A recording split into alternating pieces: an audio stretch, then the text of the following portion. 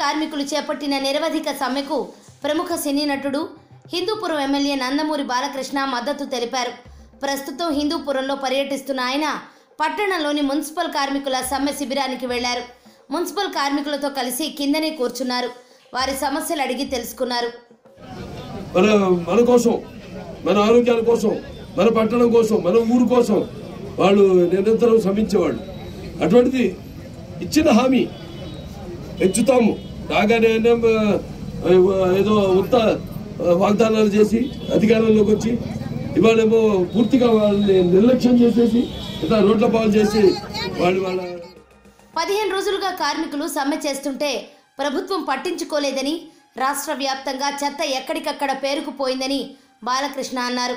వారి సమస్యలపై పోరాటం చేస్తున్న కార్మికులకు తన అండా, తెలుగుదేశం పార్టీ అండా ఖచ్చితంగా ఉంటుందని హామీ ఇచ్చారు. తమ ప్రభుత్వం వస్తే ఖచ్చితంగా కార్మికులకు న్యాయం చేస్తామన్నారు.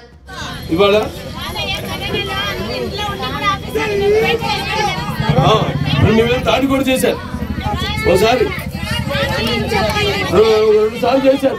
దాంతో 2 మహిళలు గాయపడ్డారు. అంబేద్కర్ సర్కిల్ దగ్గరేమో 2 మహిళలు స్పృహ కోల్పోయారు.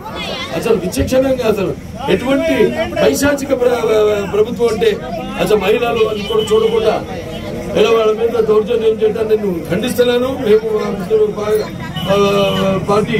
పార్టీలన్నీ కూడా ఖండిస్తున్నాము. ఇటువంటి ఒక నియంత్రిత ధోరణికి త్వరలో తుది ముట్టించాలి. ప్రభుత్వాన్ని అంత మనర్చాలని ప్రజలందరూ కంకణం కట్టుకున్నారు. ఆల్రెడీ రేపు ఎన్నికల్లో ఏంటో చూపిస్తాము అని ప్రతి వాళ్ళు ఆ ఎన్నికలు ఎప్పుడు వస్తాయని ఎదురు చూస్తున్నారు.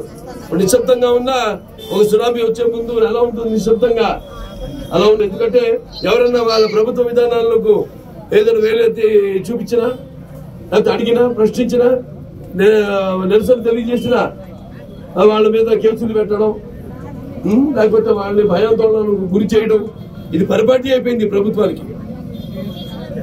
ఎవరు భయపడాల్సిన పని లేదు. మేము అందరం కూడా మీతో ఉన్నాం. తప్పకుండా మీకు న్యాయం చేస్తాం. రేపు ప్రభుత్వం వచ్చాక తప్పకుండా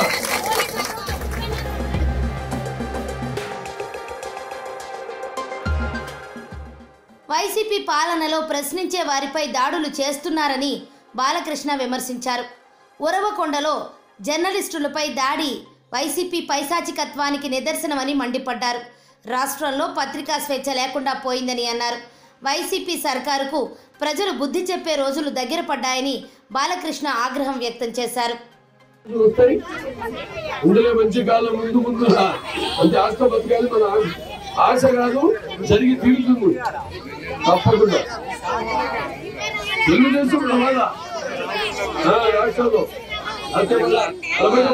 మన రాష్ట్రం కనిపించకుండా పోయే ప్రమాదం ఉంది. కాపాడుకుందాం. ఇవాళ మళ్ళీ మనం మన ఉనికిని కాపాడుకోవాల్సిన పరిస్థితుల్లో ఉన్నాం ఈరోజు. మన తెలుగు వాళ్ళు ఉంటా మనం చూసాం. ఒక రాష్ట్రంలో ఎలాంటి బుద్ధి చెప్పారు ప్రభుత్వాలకి, ఉన్న ప్రభుత్వానికి. తిరిగి అదే పునరావృతం కాబోతుంది మన రాష్ట్రంలో. అదే జరిగి తీరుతుంది.